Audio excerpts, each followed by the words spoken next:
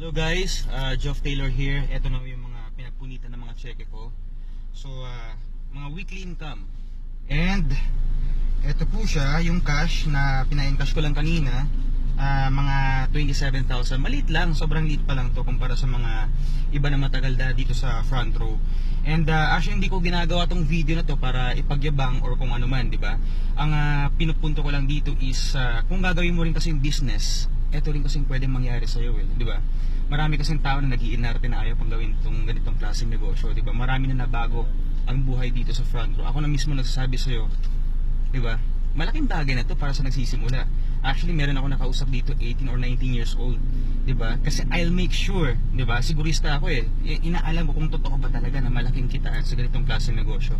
So, ayun, may natanong ako, may napagtanungan ako, 19 ata or 18 years old.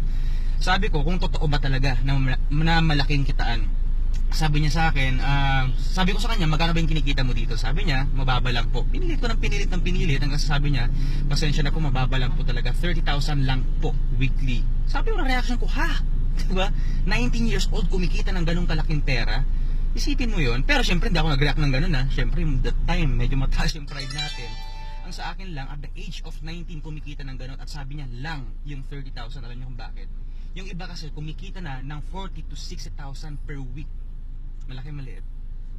Front row international. Pag di ka pa nag front row ka na.